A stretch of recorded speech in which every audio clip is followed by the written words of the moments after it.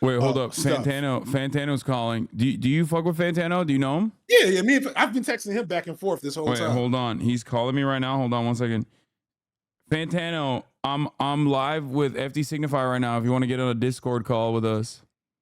Yeah, I'm on Discord now. Just call me. All right, perfect. I'm gonna add you onto the call.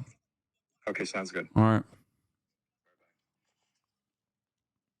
Hold on. Let's do this. Let's bring Anthony Fantano, internet's busiest music nerd, into the fold. Hold on. Add friends to the DM. It might open up another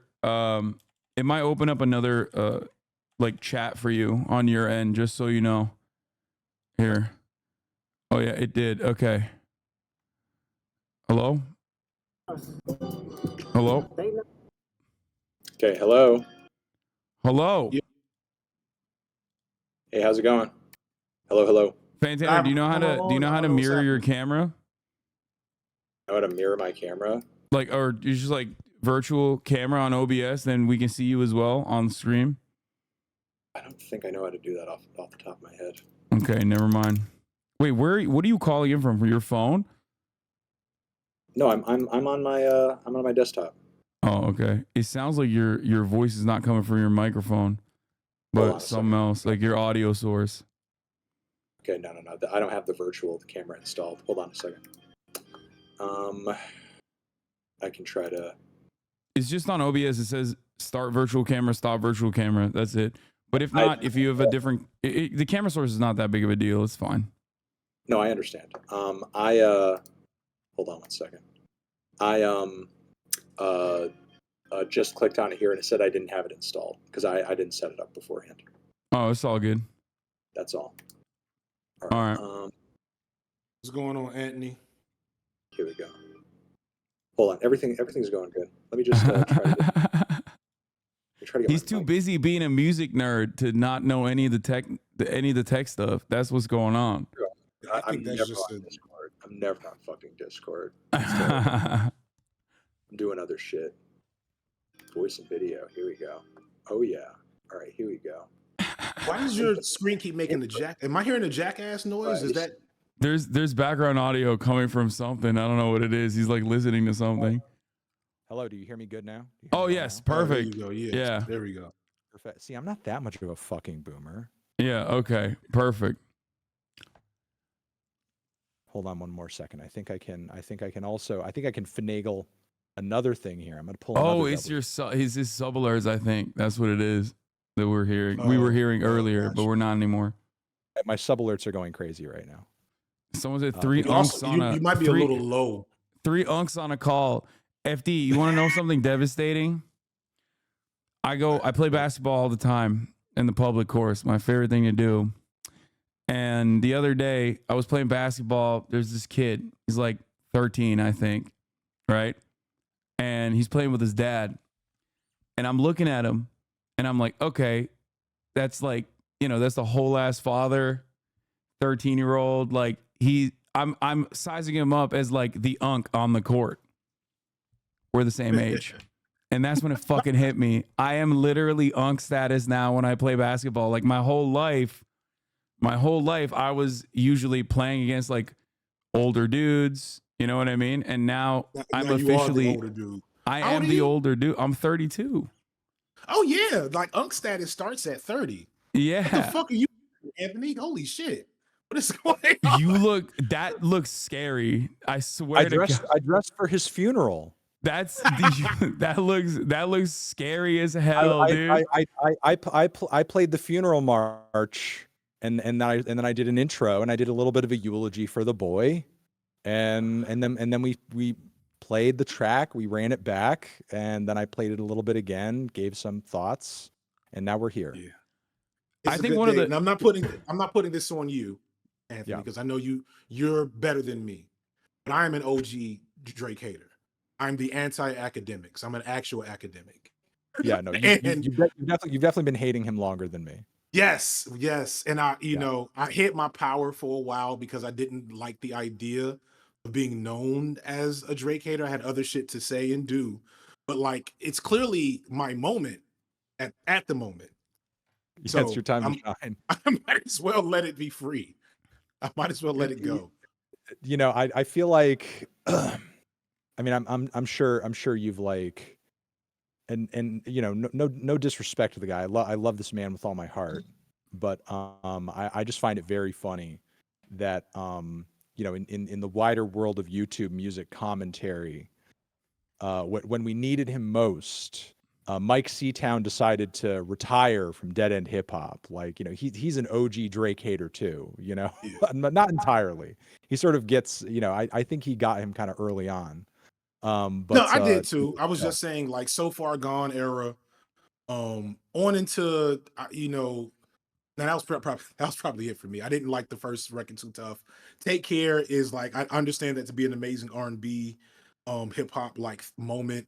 I'm not a huge R&B fan. And then after that is my favorite, which is I always forget the name. Never Was the Same. Is that Blue Hair, Blue Clouds? yeah. So, you know, that's my favorite. I think that's everybody's that has good taste favorite. That's not like It's an most edgelord. people's favorite. My favorite, if you're reading this, is Too Late. It's my Yeah, that was favorite. what I was pretty much. It's kind of tough Drake. It's kind of tough Drake. I do kind of like the tough Drake mixtape. Yeah, that was it for me. That was when I started being loud and proud with my Drake hate. I was like, all right, he's successful enough. I can For hate me, him that openly. was a rare instance of Drake enjoyment. Like up until that point, most people were sort of, I had been classified as a Drake hater pretty early on. You know, Take Care I was underwhelmed by. I didn't even really do a formal review of his first album, I don't think. I think I gave Nothing Was the Same a 5. A lot of his albums kind of range from like 5 and below, 6 and below. You know, honestly, Nevermind has got to be the worst. As the certified not music listener in this group, I always liked Drake in the sense that, you know, he just makes top 40 and that is hits. probably why we hated him. Yeah, exactly. Like for me, I was like, and still am to this day, I'll just be like, yeah, it's Drake. Cool. Like I have no issue whatsoever. I just always personally did not like his behavior in general. I always thought he was corny, but I undeniably was like, yeah, no, he makes top 40 hits. It's great. You can't take that away from him. Like if Going Home comes on, I'm not turning it off. If fucking, I promise you, I like more of his songs than I'm letting go on in the moment. I just can't remember yet. Help me out, Anthony. He has good songs. That's actually a song I will skip if I hear, and not that I hear it played a lot, but if I hear Hotline Bling, I'm going through that. But if I hear Energy, got a lot of energy, I'm spinning that. Like I'm spinning energy. No, I don't cringe. Don't cringe it. Don't you cringe at me. Don't you cringe at me. Isn't that from If You're Reading This Is Too Late? Yeah. That's also from that. That was also, you know, also Headlines. You're the best. Also great early Drake hits. Yes. Also really great Drake Energy hits. and Started From the Bottom is when I planted my flag. When Drake made Started From the Bottom, that's when a lot of people did. That's when I think a lot of people started to be like, this guy. It started to go beyond, because most Drake hate up until that point was like, Drake's the type of dude to this or that. You know, here's a picture. Here's a picture of him. This officially feels like a eulogy. I feel like we are eulogizing the death of an artist. I'm dressed for it. This is crazy. So I disagree though. I like. Wait. Let me just finish that thought. I feel like most Drake hate up until that point was mostly in that range, but like when he started with the Started From the Bottom thing, that's when, in addition to that, there started to grow this narrative of like, he's not portraying himself accurately. Like he's sort of feeding us a narrative here that's obviously like not true. Right. And that's all I was going to say. Yeah, that's completely true. I want to elaborate on that, but I also don't want to forget what I was about to say, because I think it's actually a more interesting tangent, which is, I don't think this is it for Drake. I think if this L continues to get larger, it will not matter to his core fan base. Drake has all but red pilled himself in the last like 4 or 5 years.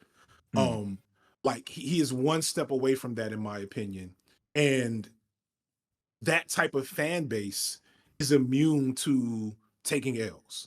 Like they're immune to it. Nicki Like Minaj. I just finished. Woo, I don't agree with that. Wait, well, really?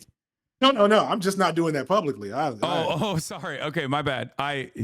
You're That is Hassan on the Piker. broadcast of a certified enemy of the barbs. I can't go to a Sephora ever for the rest of my life. I'm barred. They will kill me. Shit.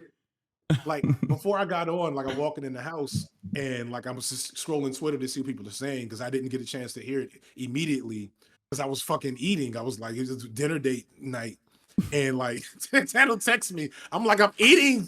Holy shit! And I just wanted to go to the bathroom. Like I'm just gonna go to the bathroom and listen. Instead, I just put the phone in my fucking ear. You were one of the first people I texted. You were one of the first people I sent a text to.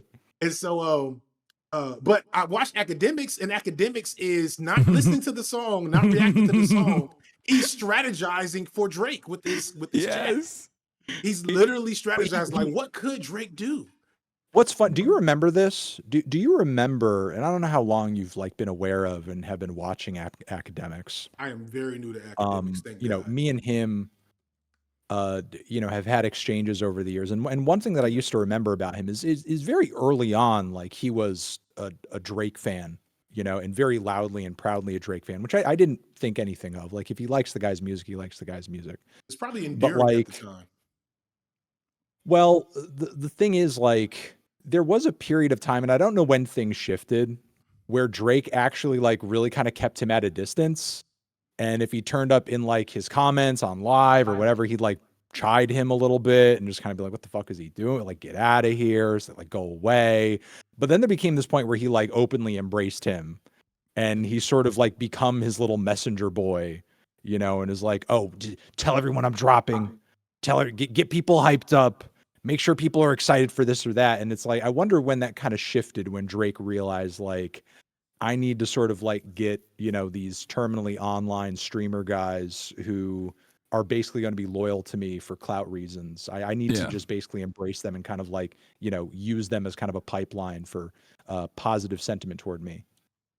It's probably after you're reading, because after you're reading this is too late. Drake stops being a musician and an artist, in my opinion. He still makes music. He still makes good stuff, but he becomes this really almost really very interesting kind of curator of tastes. I was saying this song when I got here, like if you accuse Drake of being like a wave hopper, that's a little unfair because he's riding the wave in.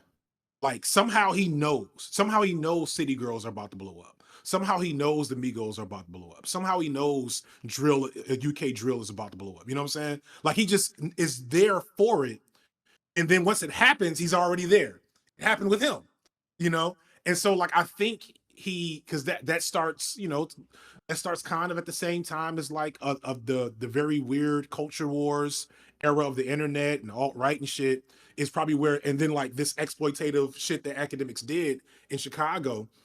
So he probably saw something that told him that Academics was going to have a large platform full of rubes that, are just clout demons that will be useful to have to be bots online and on Twitter for his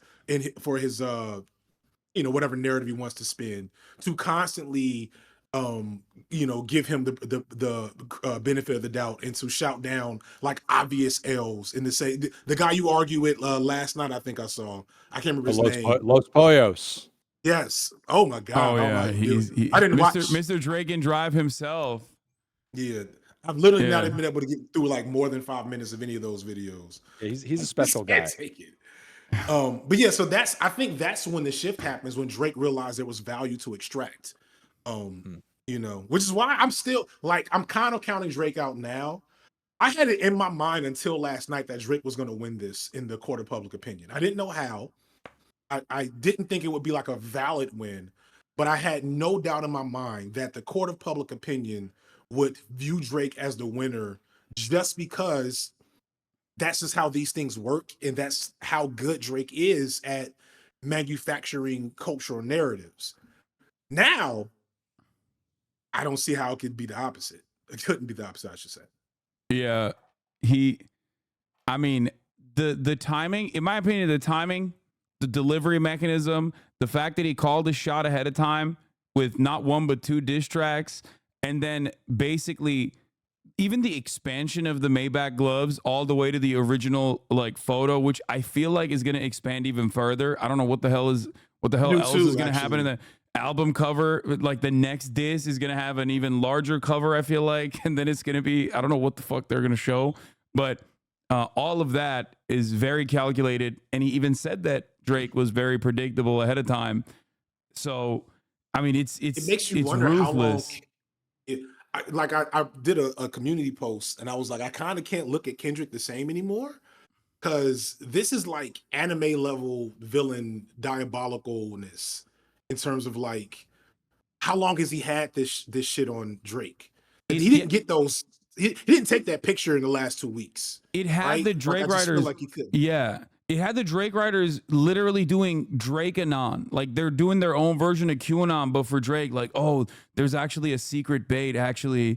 And like that secret bait is the one who told Kenny to call him a pedophile. Like, yeah. And you know, that he has a secret daughter or something. You know, which is crazy.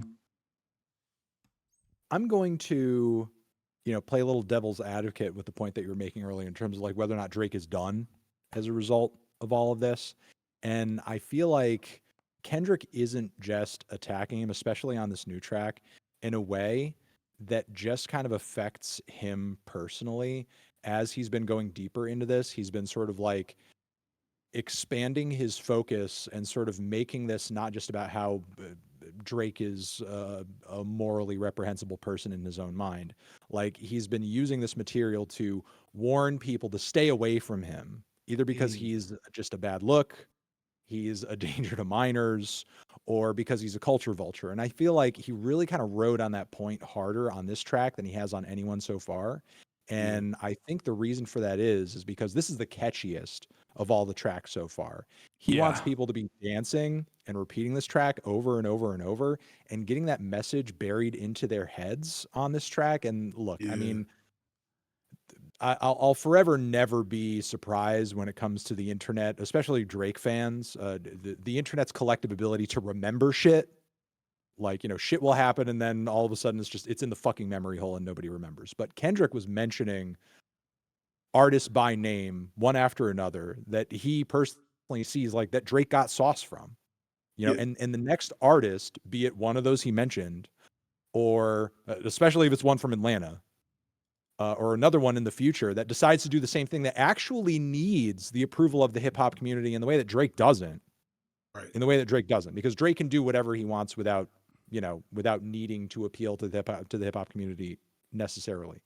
But you know, if artists are crossing over to meet with him and it ends up being a bad look for them afterwards, that could, and look, there's a number of different ways that Drake appeals to people, but that could at least like kneecap him in one way, because I think Kendrick does make an accurate assessment that like part of Drake's lifeblood is his ability to glom on other artists into certain trends. You know, and if through tracks like this and maybe even further tracks into the future, if he affects Drake's ability to continue doing that because he sort of robs him of that, because maybe there are less artists who are willing to collaborate, maybe there are less producers who are willing to collaborate because they're afraid of like being associated with him, at least for a time, because it's kind of embarrassing, and Drake can't keep his momentum up on the next record or the record after that or whatever, he could do some long-term damage. It could do some long-term damage. He's attacking not just his character, but his clout. And Drake's clout has been a key ingredient since nothing was the same as such a cryptic name for an album. And as he said on, you know, a couple of bars as well, that clout extends outside of music too. He's literally warning LeBron by name, like stay away, keep the children away. Keep the children away. Like, he's like trying to cut off his ability to get eyes and get access to people on all fronts, not even just in music. Next time he goes to insert team game here and wears their jersey, it's not going to be this type of it's not going to be like the same celebration. It's going to be like oh, there he is. And I think we do have synergy there, because I just have so little hope for how the internet responds and the internet's memory. And I know Drake has an army of literal bots, like legit been exposed. mechanical machine learning entities on Twitter, and then like human versions of the same thing. Right. And also like the thing that I've always been fair with Drake is that he is super talented when he wants to be. And that is one question I asked you, Anthony, because like it hit me. Somebody said it hit me. He did 3 albums last year, and you don't remember hardly any of them. And that's like Because to, I think it's because of his gambling addiction. I have been a I long didn't even know time. about that. I have been a long time because he's on stake, right? And He's those on- guys he's- fucking he's hate a- me. He's a sponsorship with them. Yeah. So I've been paying attention to the moves that Drake has been making for some time now, and have talked about this extensively. That he got a stake partnership, like a pretty sizable partnership with an online crypto casino. Famously, it used to be very poppin' on this platform on Twitch, and then some people petitioned and advocated to the harms, like talked about the harms that it represents for children, because it's like unrestricted, unregulated crypto gambling. And then because of the actions of some people, I will not mention who those people are, it got kicked off of Twitch, only for them to create Kick, which I'm sure you've heard of, only being mentioned in the worst ways possible online. They created their own website, basically. Drake streams on it. And for some time now, I've always said, like, he's pumping out albums like he has gambling debt. Like, he's doing, have you heard of like Bruno Mars apparently like has a massive problem and like has to perform at MGM like almost every night. And he's like still, even with the millions of dollars that he's getting, he's just like still not able to keep up with his addiction. I feel like Drake is in a similar boat.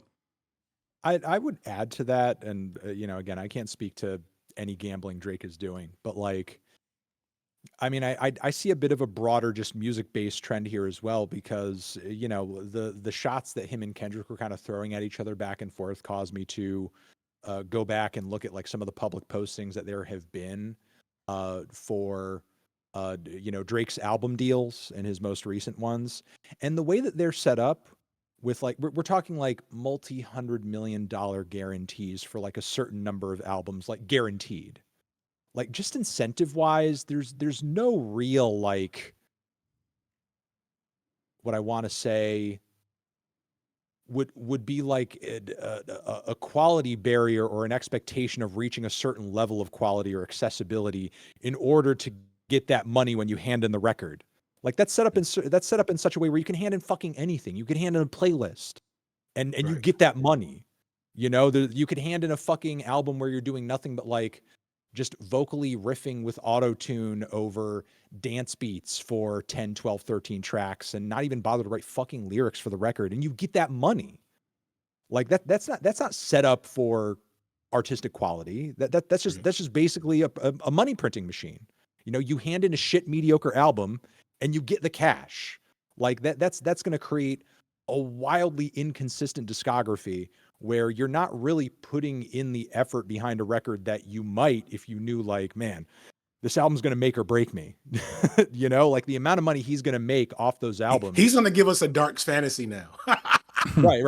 Like, He's gonna and give us a dark fantasy. that's the thing. Like Kanye's fucking reputation was on the fucking skids after 808s and Heartbreak. Like as much as people love that record, and it's obviously gained a lot of critical acclaim now, but especially because Drake loves that album, and that record's influence is still in his music today.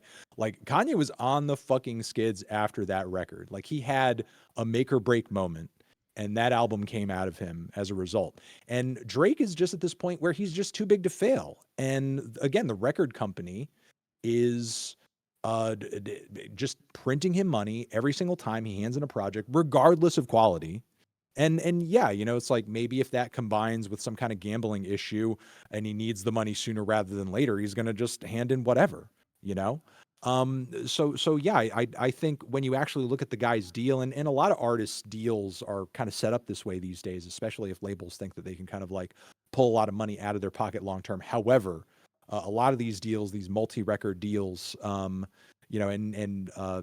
guys like NBA YoungBoy have been kind of like muscled into these agreements where they can, it's for a certain amount of albums, but you can only put out so many albums over a certain amount of time, but you got to keep the hype up. So you end up putting out all these mixtapes on the side, and you got to be prolific as possible, and you're on a fucking treadmill to keep up. Like most of these deals are not as lucrative as the one Drake's been handed. The one Drake has been handed is obviously not going to incentivize him to put out records that are going to last long and that people are going to keep spinning into the future. It just takes up more time. It takes up more resources. And frankly, considering the way things are currently working with Drake and streaming and so on and so forth, it may just be in his best interest that when he comes out with that record every year and a half, every 2 years, that people have mostly forgot the last one so that they're ready to just embrace the new one, So yeah, I think financially he's just pretty much set up to not be making his best work at this point. Yeah.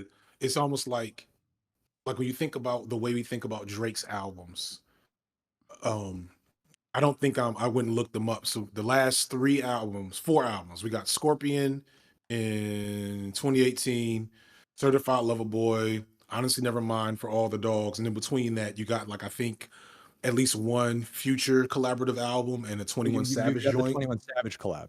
Yeah. Yeah, Lost. 21 Savage collab. No, so where's the one with Future? What is that one? I don't see that. What a Time to Be Alive was a little earlier than that. Was it? Oh yeah, it's 2015. Why did I think that was anyway, but like those albums I just named, that's a steady decline. A precipitous steady decline, even by normie Drake fan, not his hardcore stans, but people that like Drake will probably tell you after Views there's a clear decline in quality, right? And nobody he doesn't get stuck with that narrative versus you look at a Kendrick and Mr. Morale. I know me and you both love that one. There's a lot of people that don't like it as much. I get why, but that's looked at as this huge blemish on his record because he's only put out major purposeful projects.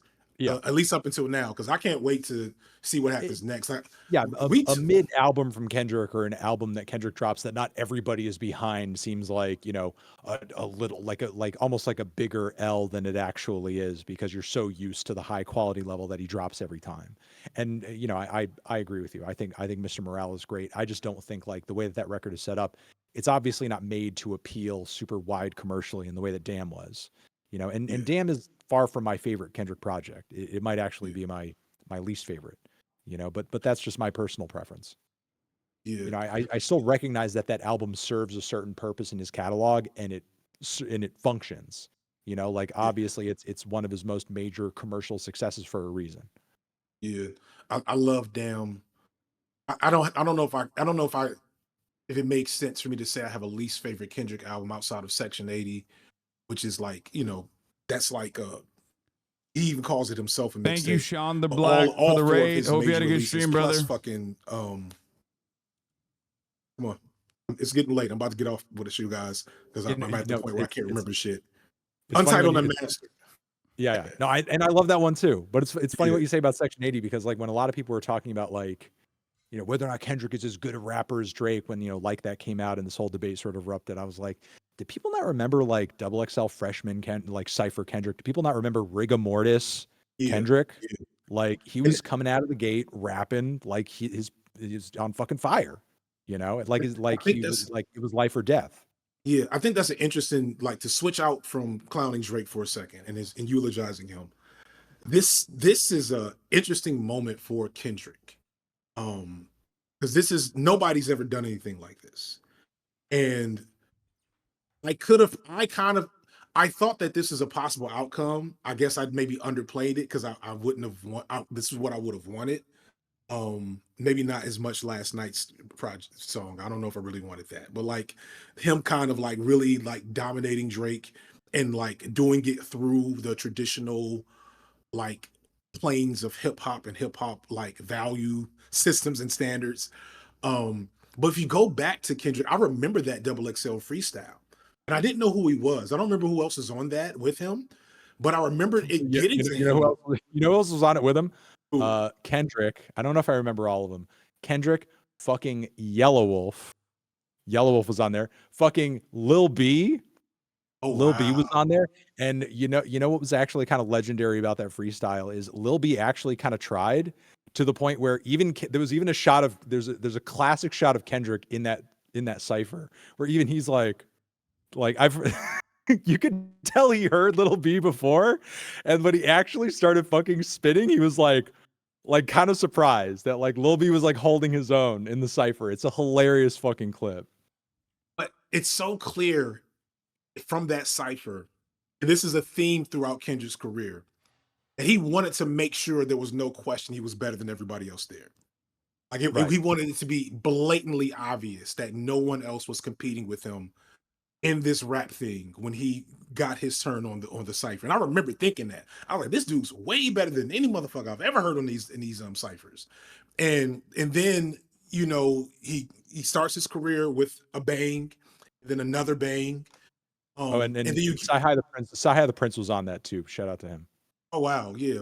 We'll come back to that. Well, we're not. I'm about to get off this motherfucker. Sorry, chat. No, keep going. I gotta pee real quick. I'll be back in a second. Yeah, keep going. Hurry up, because I was up till fucking 3 last night, and I don't know how y'all do it. I was until that time too. Yeah, it's fucking ridiculous. But and then you fast forward to Control, right? So he releases 2 critically acclaimed albums. He takes the crown. It's, you know, but at that time, my argument from my video was that like the crown, he has to like share it. He's like forced to share the crown with Drake. And so Control happens. And this is why initially I didn't think much of this when like that happened.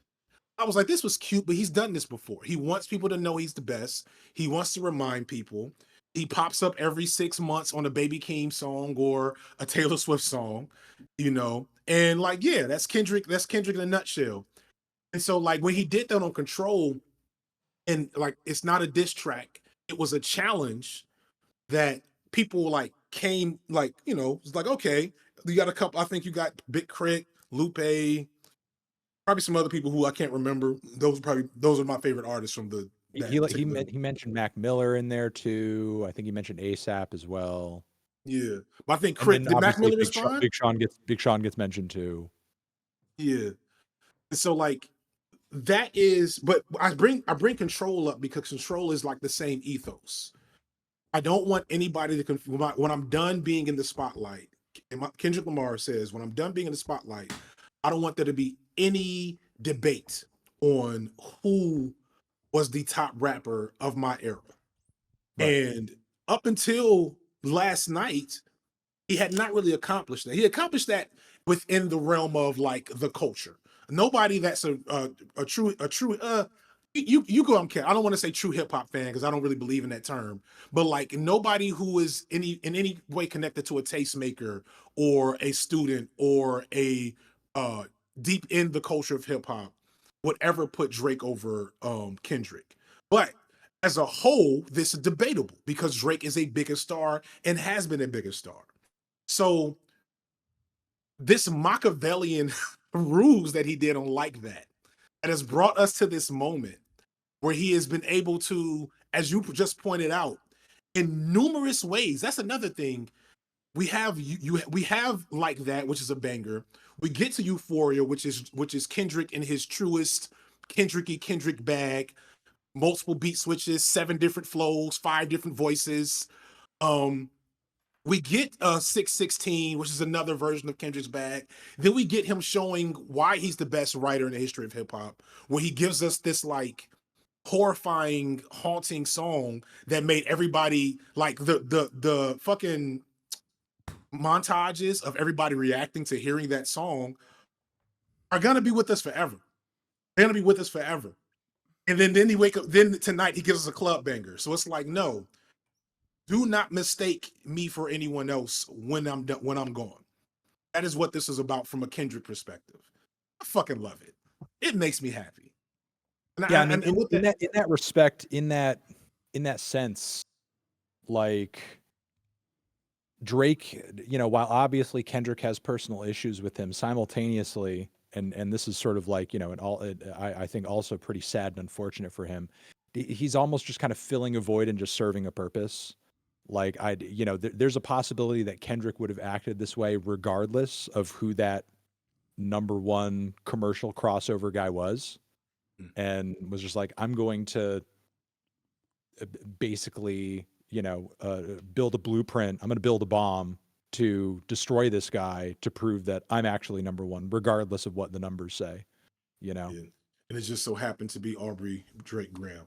I'm gonna pop out, y'all. He's a perfect villain though, because he's like in many ways the moral opposite, in at least the way that like Kendrick Lamar carries himself and the way that he talks about issues. He is like the perfect villain to do it, and I think that he's in a little bit in a way utilizing the hype around Drake as well as the hatred that he has cultivated over the course of his many years in the industry.